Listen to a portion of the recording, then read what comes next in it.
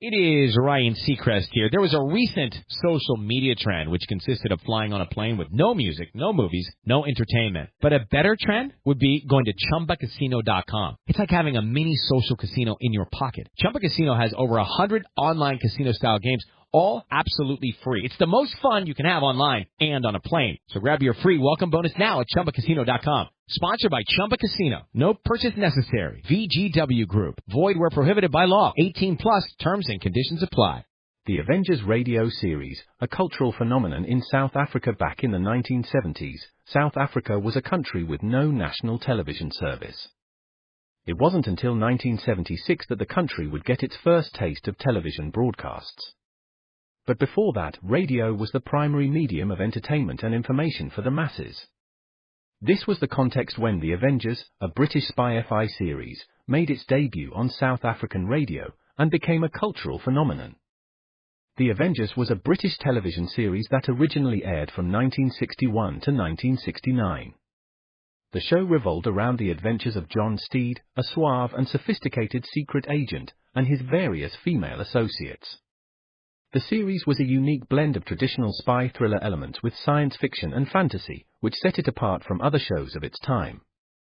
While the series was hugely popular in the UK and had also made a significant impact in the American markets, being one of the rare British series given a network transmission slot, it was virtually unknown in South Africa. This was primarily due to the lack of a national television service in the country until 1976. However, as a film series, The Avengers was able to gain some exposure in South Africa through film rentals. But it was the launch of the radio series that truly brought The Avengers to the masses in South Africa. Come and listen at www.myclassicradio.net. Now, don't go away, because next on CBS Radio's Comedy Time are those two zany characters of many characters, Bob and Ray. And now Bob Elliott and Ray Goulding present the CBS Radio Network.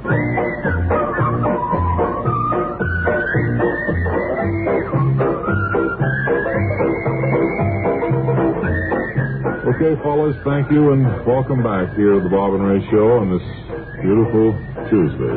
Here is a 15-minute radio program that will go right up until the end of this quarter hour. Bob, I don't mean to disillusion you, but I put a watch on this the other night, and it isn't 15 minutes. Oh, it isn't? We cheating somebody, or? I don't know. It's 13 minutes and 50 seconds. Mm-hmm. That includes and all that. Well, it seems much shorter when you sit down and listen to it. Telling myself here comes the vacuum cleaning man. He hasn't been in for quite a while, has he? And the floor shows it, too, doesn't it? Sure does. All right.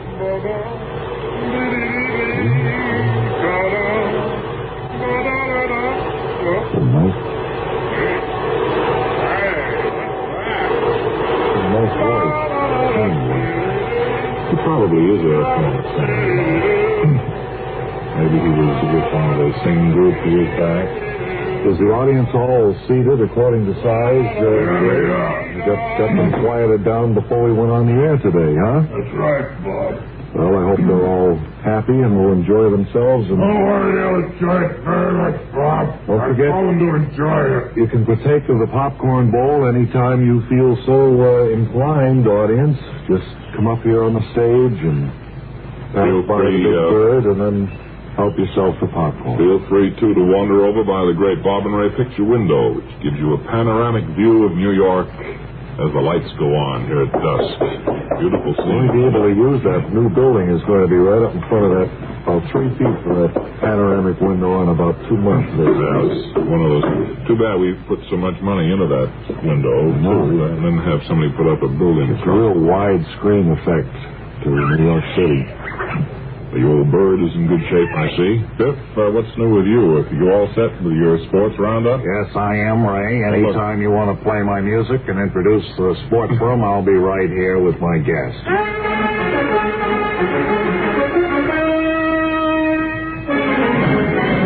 Yes, it's time for Biff Burns Sports Firm, and today an off-season chat with Grand Ole football coach of the famous Golden Cougars of Midwest University, Pop O'Brien. Say hello to your fans out there, Pop. Well, hello, pigskin lovers out there. Pop, I guess you're pretty much of a legend, aren't you?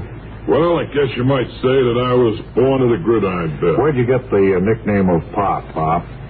Well, most people credit Slipper Hanley with inventing my nickname, but the truth is, I gave Slipper Hanley his nickname. That's all? I was the first one to call him Slipper. Slipper Hanley. I guess he's a bigger legend than even you are, Pop. No, I think I'm a bigger legend. Well, when your team, the Golden Cougars, are in the dressing room getting ready for the big game... Well, they're all big, Biff. Every one of them. Doesn't the team say, let's win this one for the old Slipper? Well, yes, they do, Biff, but it's not that dramatic. Well, a picture of the team in the locker room at halftime, kids fighting back tears because they're losing the game, a brooding silence, and suddenly a voice with quiet resolve says, let's win this one for the old Slipper. It is moving, Pop. Well, not if you know Slipper. He's a prominent industrialist, and he's in with the showbiz crowd. He's flashy, and he knows Frank Sinatra. And he's got a stable of 4 fighters, and he wears 2 rings on his pinky. Recently, I saw a picture of him in the window of a restaurant shaking hands with Gene Fulmer. And I believe he recently acquired a piece of a Las Vegas casino, too. That's right. He just bought into the Pink Bandit. I believe it's run by the syndicate. I've heard that, Pop. What's the deal, do you know? Well, just as soon as the papers were signed, giving Slipper 25% of the Pink Bandit, he had to turn over his full 25% interest to the syndicate. That's the only way they let him operate. Well, if he turned over the full 25%, he doesn't own anything. Well, the syndicate's pretty rough, Biff. Incidentally, about Slipper, recently he was given a solid gold cigarette case, a gift from a renowned continental beauty. I didn't know that, Pop. It's true. Now, Biff, knowing all this stuff about Slipper, I don't understand how any member of the team can say, let's win this one for the old Slipper. Well, I see what you mean. It just doesn't sound right. It would sound right if Slipper were an old, shaky man being helped into the stadium, his memory fading a bit, not quite knowing which team is which. A man with shoulders bent by a million burdensome problems. But above all, a man who shouldn't be out in the stadium on such a cold day. In short, Pop, a man like you. That's what I thought, yeah. But the fact is, on the day of the game, your players still say, let's win this one for the old Slipper. How come they don't want to win it for you, Pop? Well, there's no accounting for tastes. I guess you know that, Biff. Maybe my voice is too raspy. I think that's probably the reason. Gets on the nerves. I don't think that's the reason. If it were, the players could very well say on the day of the big game... Well, they're all big, Biff. They could all say, let's win this one for raspy-voiced old Pop. Well, that doesn't sound very good, Biff. The only other reason I can see for the players not giving you vocal homage in the locker room is the fact that the Golden Cougars haven't won a game since 1949. That's right. You can't win them all, Biff. Don't I know it, Pop O'Brien, legendary coach of the Golden Cougar team of Midwest University, and thank you for being with us today. This is Biff Burns saying so long from Biff Burns Sports Room.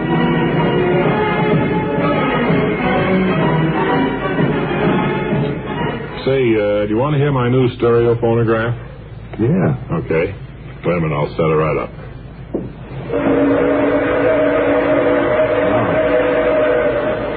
I don't know, maybe I just assume, listen to that. What highs? What lows? Yeah, well, you could turn it down just a little bit, though. Damn, I mean, that's real stereo, Bob. Fills every inch of the room with sound. It's Columbia Stereo 1, you know. Yeah? Yeah, Stereo 1 by Columbia. Now, I've heard them all, but this is the only one for me. Got stereo projection, you know. I didn't know that. Sure, not just a couple of speakers shooting in different directions like some, but exclusive stereo projection. Man, it really fills the hall. It certainly is rich. No, anybody can afford it. Portable start at $39.95. Consoles at $129.95. So why don't you see your Columbia phonograph, man, and here's Stereo 1 by Columbia for yourself. Great, huh? Yeah. Come on, I'll play you some more. Okay.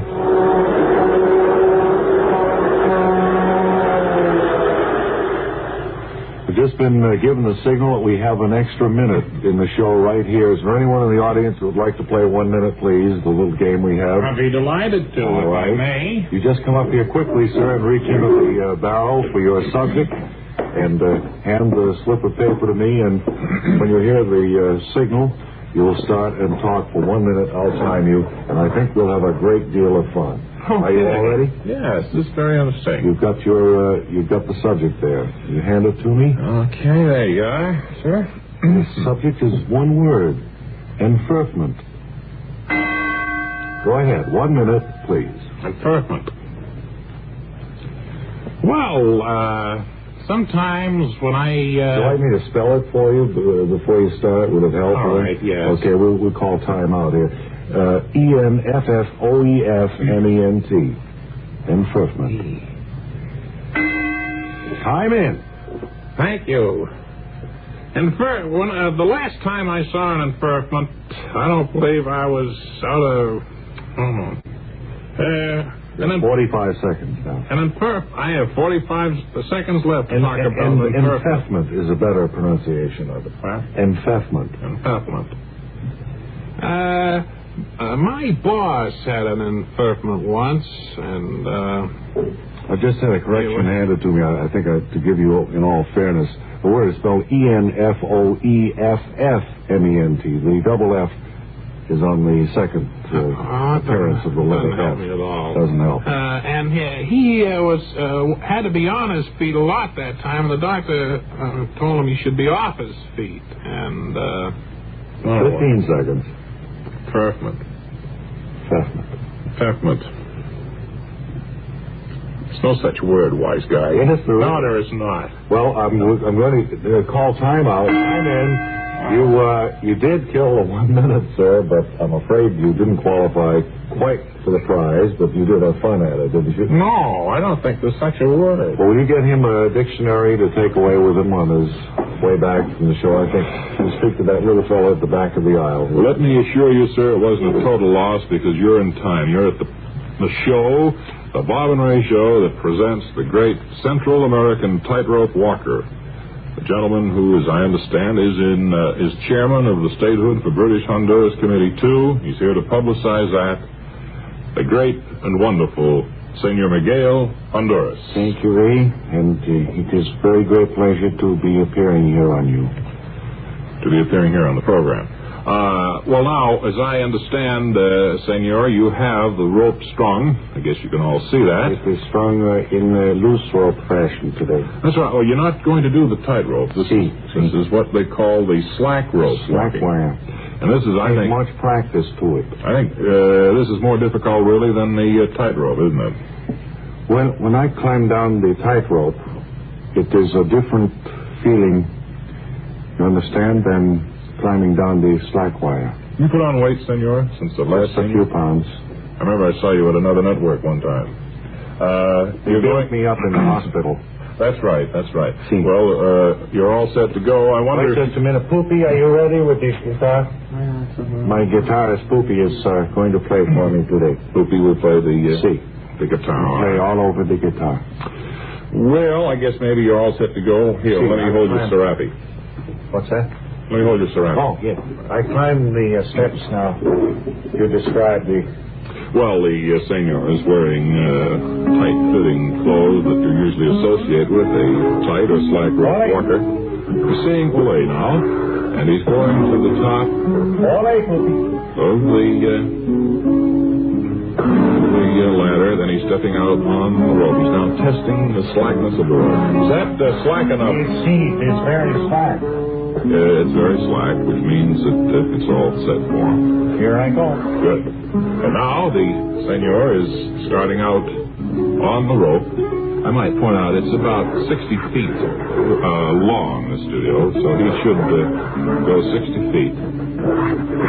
Why you look so sad, Poopy? Long face on it. Oh, Senor. Yes? Could you do the rest of the act backwards? See. Thank you. It's difficult to turn the middle of the slack wire. Well, I know it is, but actually, it'll be a more daring act that way, and it's almost a necessity that you do that. It's more dangerous, I grant. I'm teetering back and forth. How near am I to the end? You're more than halfway now. You're more than...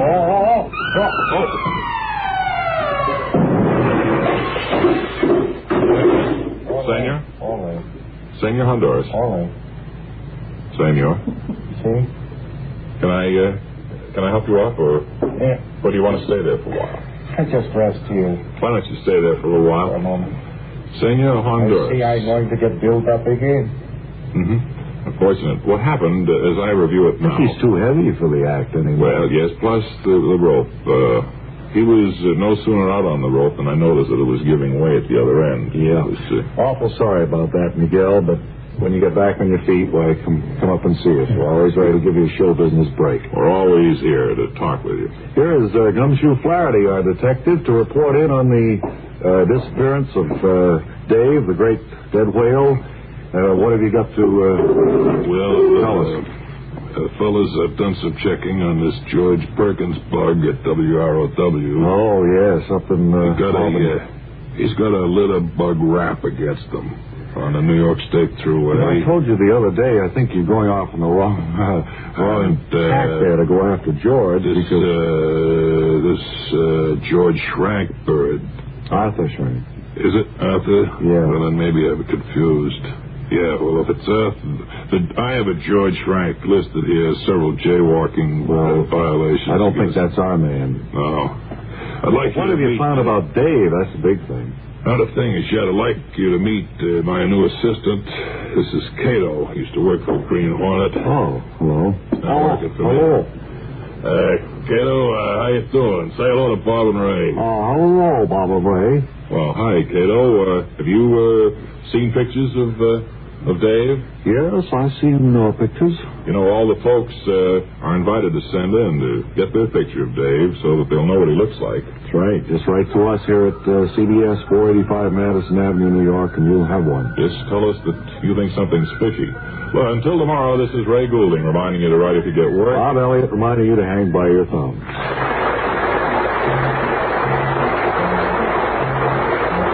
This is the CBS Radio Network.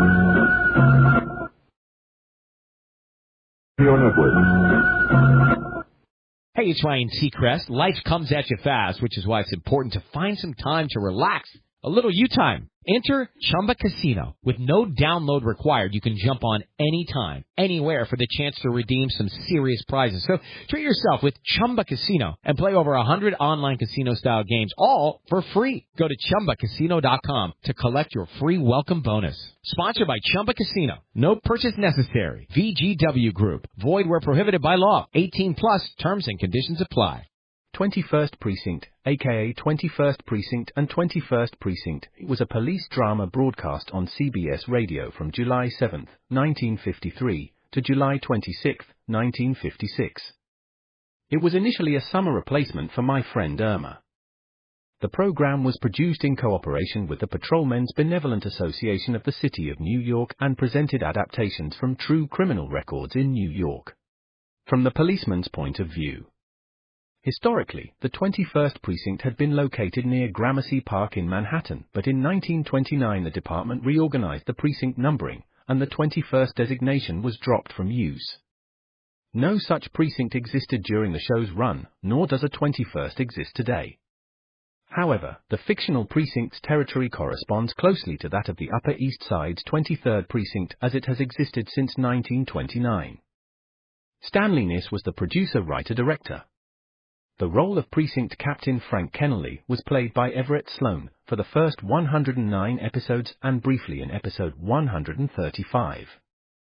During episode 109, Captain Frank Kennelly was promoted to Deputy Inspector and reassigned out of the 21st Precinct. He was replaced by Captain Cronin James Gregory, 1955-56, and Les Damon, 1956. Other cast regulars were Ken Lynch as Lieutenant Matt King, Harold Stone as Sergeant Waters, Jack Arissa as Sergeant Collins, and Santos Ortega as Lieutenant Gorman.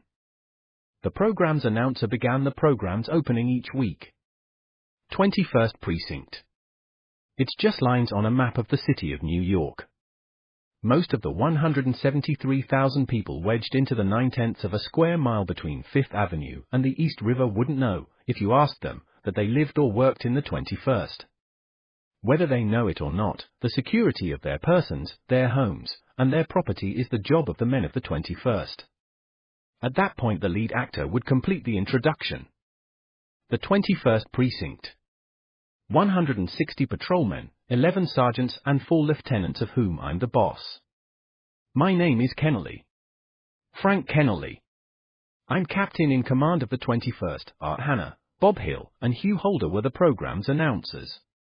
The series was produced by John Ives. It was usually directed and written by Stanley Niss. Another source lists Niss as producer. Come and listen at www.myclassicradio.net.